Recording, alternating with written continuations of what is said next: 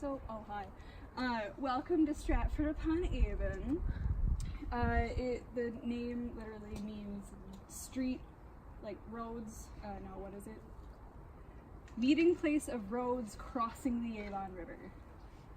From the Roman word for paved road, straight, or however you pronounce it in Roman. And then Avon from Avon, the Celtic word for river. So, river, that's what that is. It's located on the north bank of the river, and from London it was a 4-day walk or 2 days by horse at this time, or at the time of Shakespeare. Coaches were invented, more or less. Wait, yeah? Yes. But they weren't a mass form of transportation until like the 17th century, so wasn't as fast. It was founded in 1196 by, I'm going to butcher this, John de Coutances, the Bishop of Worcester. He wanted to make part of his estates into a town and also a marketplace, so he went to King Richard I and asked for a charter to make it a market town. That was signed, and there was a market in the town every week, and he still is, right? Hey guys.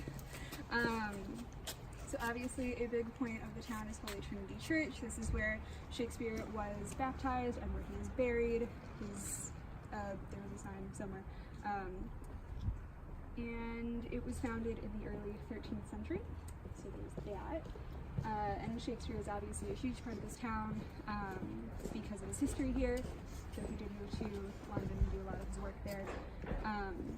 But he uses the river in his works. There's, what is it? At least 59 references to the river or a river, and 26 of them reference the river in flood. And the River Avon is like known for flooding and for flash floods, and because the town is so close to it, you're kind of like, yeah. There's a specific reference in the poem Rape of Lucrece by Shakespeare, which includes an image, quote, where an eddy of water is forced back by the current in the same direction from which it came. The phenomenon can be observed from the 18th arch of the stone bridge at Stratford, end quote. So I can't talk about Stratford without like going into Shakespeare's life, and there's singing.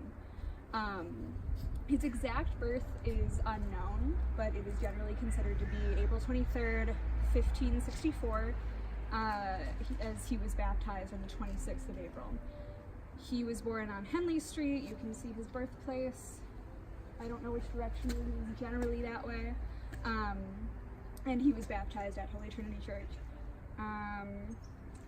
It's lucky that he survived. It was expected that 16% of all English children would die during infancy, just generally. But he was also born 3 months before the plague. Great.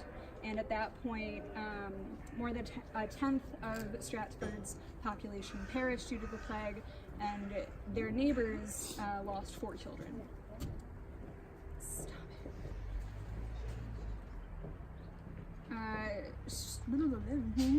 Shakespeare didn't die until the 23rd of April, 1616, in his 50s. He came from a good family. We know that his father, John Shakespeare, was greatly respected and was even elected is the High Bailiff, but it's basically the mayor, in 1568. And his mother, Mary Arden, came from a wealthy farming family. And together they had 8 children, including William Shakespeare, who was the second born of the surviving, at least. He has 3 sisters who died in infancy. He has one older sister, Joan, who married a hatter. That's fun. A brother, Gilbert, who was a haberdasher. Richard, no one knows what he did. And Edmund, who was an actor, and he is the only one not buried at Holy Trinity Church. Shakespeare married Anne Hathaway, who also lived here. You can also visit her family home, which was owned by her father until he died, and then it was passed to her brother. And it has stayed in the Hathaway family until it was given to, I believe, the Shakespeare Trust or the Hathaway Trust or something. When they married in November 1582, Shakespeare was 18. It was unusual at the time for a boy, or man to be married that young, and it was also a little scandalous because she was 8 years his senior. We only know anything about her age because on her gravestone it says that she was 67 at her time of death in 1623. She comes from a wealthier family and was one of 7 children.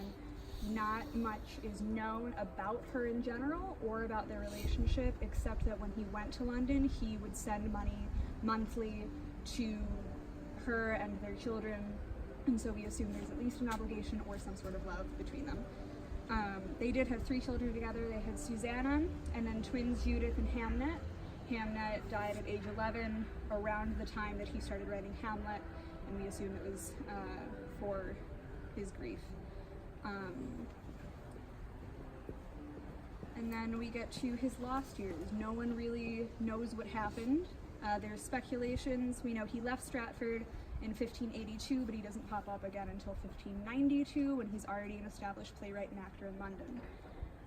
The theories include that he was a schoolmaster in the country, but there's no evidence for that, so I don't really know who came up with that and said, you know what, good idea, because it wasn't.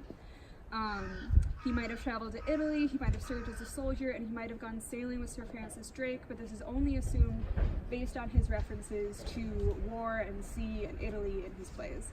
And the most popular theory is that he was a Catholic tutor in Lancashire, and this was also during a time where Catholicism was illegal, but he did come from a Catholic family. And then I also want to talk about his appearance, which does have something to do with the church, but I think it's interesting. So, the most popular image of Shakespeare is the Chandos portrait. You can see it in the National Portrait Gallery, and it's what every image of Shakespeare is based off of. However, might not be him. So, we know it was painted during his lifetime, but there is no documentation that it was ever him, or who it might be if it isn't. What we can tell from this portrait, assuming it is him, is that he was kind of adventurous because he's wearing the earring, but he either didn't have a lot of wealth and wanted people to think he did, or he was discreet about his wealth, because he is wearing all black in that painting, which was very expensive to dye to get that color black. But usually men who had money would be wearing like all this gold jewelry and showing off their money, and he only has the one earring. There's also the Droshout engraving, which is on his first folio, the first full collection of as many works as we have. But that was amateurish. You can see, like, his proportions aren't right, like, the eyes aren't, they're like too far, like, apart in levels, and one's bigger than the other. But we know it was like approved and dedicated to him. And then there is a bust of Shakespeare in this church, and it is very likely the most accurate representation, because while it was done after his death, it would have been approved by everyone who knew him. So you would assume that, like, at least his wife or his friends would be like, could you fix this?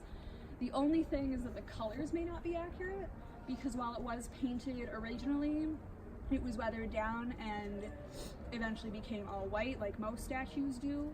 But someone snuck in and painted it, and then the head of the Shakespeare Trust, or he was a Shakespeare scholar, he said, this isn't right, it was white originally, and had it whitewashed. So it's painted now, I believe, but we don't know if the colors are right because it was whitewashed. So that's all I got for you. Any questions? Cool, I could talk about Shakespeare all day, so, like, let me know. Thank you.